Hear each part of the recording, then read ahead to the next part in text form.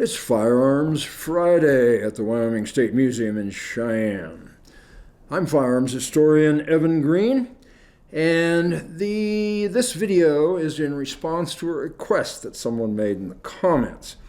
They said, gee, it would be nice if when you tell us about a firearm, you showed us the cartridge that it used.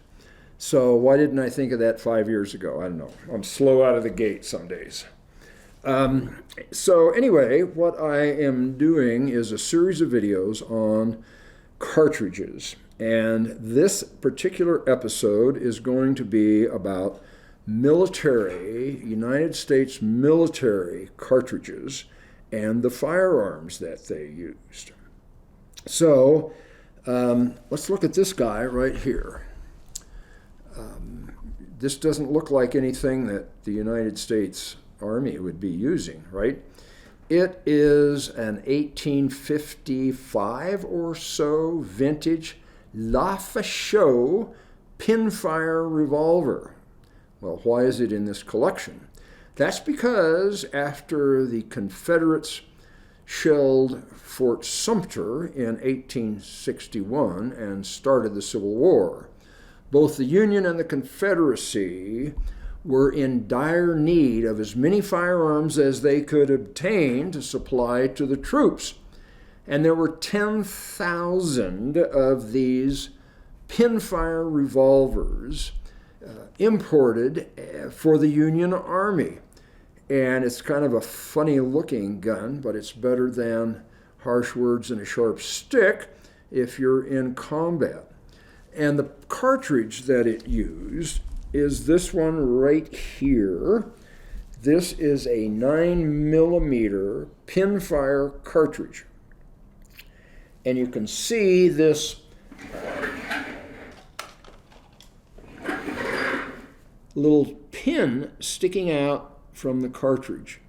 That's aligned with an internal primer so that when this hammer falls, and you can see on the top of the cylinder here, this rectangular orifice that the pin would protrude through and then fire when the hammer dropped. These are a little bit tricky because it doesn't necessarily have to be in the gun with the hammer falling for it to discharge. If you drop this or they're bouncing around in your pocket and that pin is depressed, there is a potential for that cartridge to go off. So this may well be the first self-contained metallic cartridge that was ever used by the United States military. So where do we go next? We go to the Smith & Wesson number 3. And this is a really, really nice example that we have in the collection. It is a break-open revolver. I don't know that I can do this. There we go. It is a break-open 6-shot revolver, and it is chambered in .44 caliber.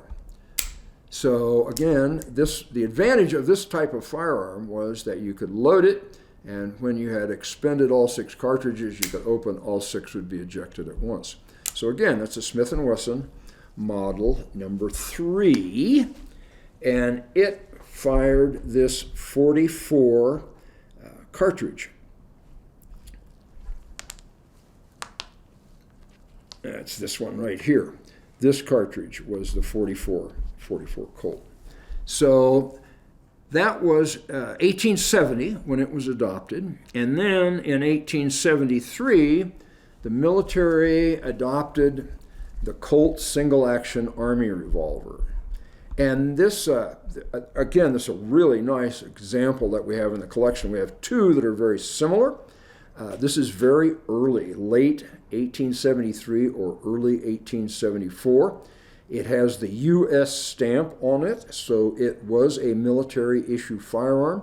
And those two revolvers, those 2 Colts, are probably the most valuable handguns in our collection because of the early date. They are both sort of in the serial number of the Custer Colts for the firearms that were issued to the 7th Cavalry prior to the Battle of the Little Bighorn in 1876. Probably not a Custer Colt, but if you can document one of these revolvers is a Custer was issued to the 7th Cavalry. It increases the value exponentially. So again, really nice example of an 1873 single-action Army, which was chambered in this .45 Colt cartridge, again adopted in 1873. So about the same time, a guy named George Schofield, he was a major in the cavalry and served with, I think it was the 10th Cavalry, the Buffalo Soldiers. He invented a modification of that model number 3, and it is known today as a Schofield. You'll notice it has a somewhat shorter barrel. But his invention was this cylinder latch, right?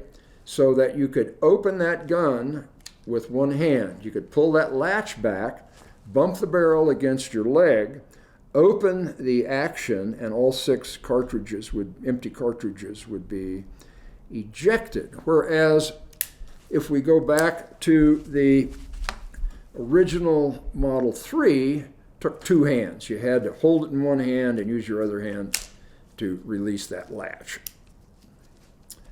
So the Schofield was chambered in a proprietary cartridge called, oddly enough, the .45 Schofield. It's this one here. So it is just slightly shorter than the .45 Colt that goes in the single-action Army. So for a period of time, the supply chain had to address 2 different kinds of ammunition for 2 different firearms.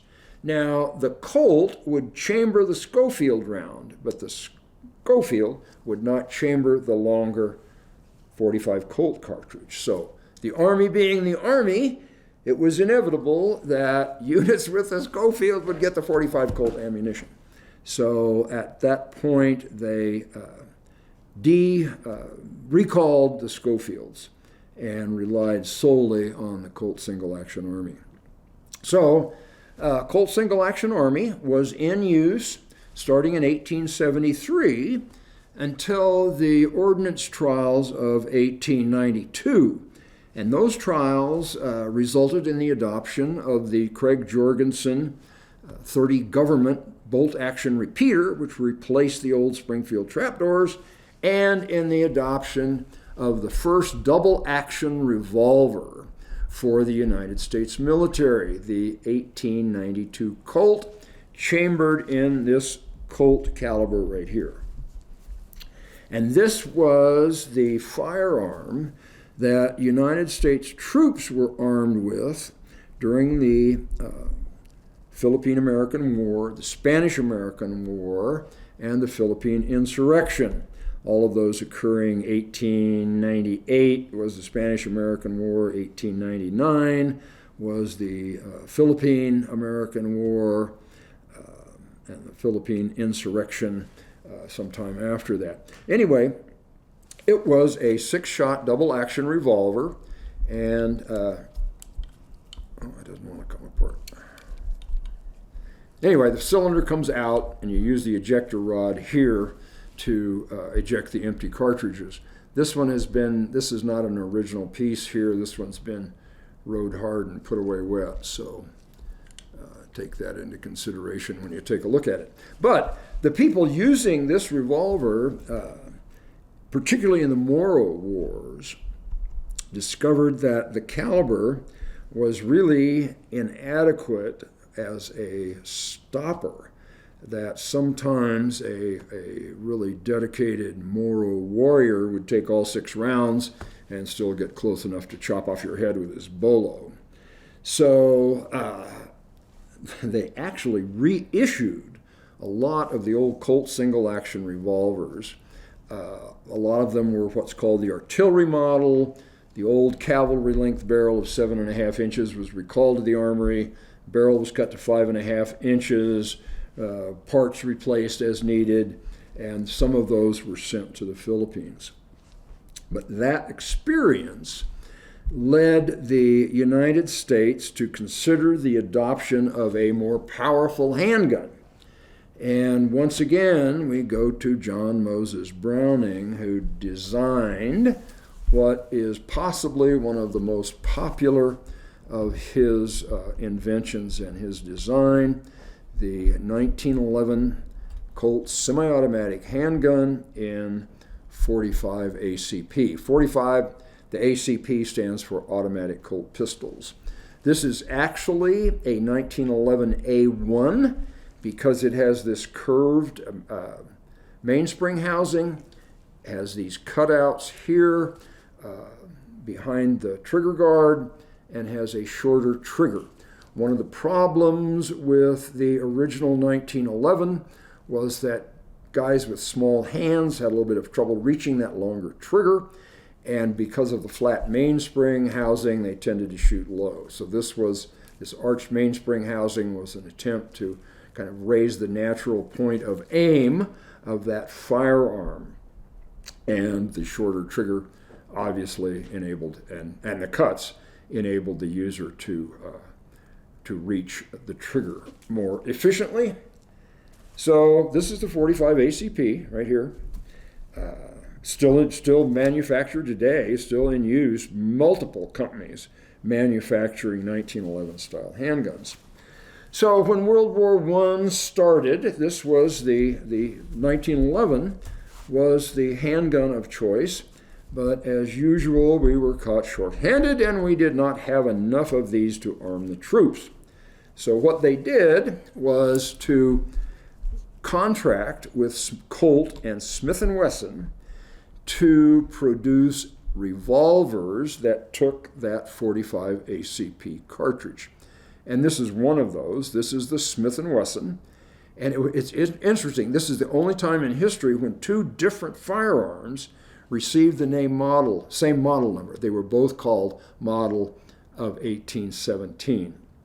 The Colt was configured a little bit differently, but this is one of those firearms that was donated or given to the museum when it was discovered that obsolete or obsolescent firearms could be donated to the museums from the national arsenals or armories. And in order for us to receive those, they were demilitarized. Some of them very crudely, which weren't suitable for exhibit. This one somehow has had the cylinder fixed in place. So again, a revolver using half-moon clips. The rimless 45 ACP cartridge was inserted in these thin clips that went into the rim of the cartridge, and then those could be inserted in the cylinder, and the moon clip established the headspace so that the firing pin would discharge those cartridges. So when you opened the cylinder, those cartridges would come out 3 at a time. Okay, that's the Smith & Wesson model 1917. We've got some more cartridges here that I want to talk about, and I don't have guns for them. This is a 380, and this is a 32 ACP. And the only reason these are on here is that at one time, general officers were issued Colt model 1903 semi-automatic handguns in either one of these calibers. George Patton had one, and I think his was a 32, but I'm not sure. So as times changed, officers, particularly general level officers, had the option of carrying whatever handguns or firearms they wanted. Patton was famous for carrying a 45 single action Colt revolver and a Smith & Wesson 357 Magnum revolver in World War II. So again, as times changed, they stopped issuing specific handguns to general officers, and the general officers were given whatever was the issue handgun at the time. Here's a 38 Special, and this is kind of interesting because it saw very limited use. At one point, and I don't have the dates really bracketed, but air crews and pilots were issued the Smith & Wesson Combat Masterpiece, later known as the Model 15 in .38 Special, and they would have used these full metal jacketed cartridges. The last one on the end here is the current cartridge in use by the United States military. It's a 9mm, 9mm Luger, 9mm Parabellum, 9mm NATO. They're all the same cartridges. And the 1911 was replaced by the 9mm in about, I think, the 70s, early 80s. And then a different 9mm is currently in use. It's the Sig Sauer 320 that's in use at the present time.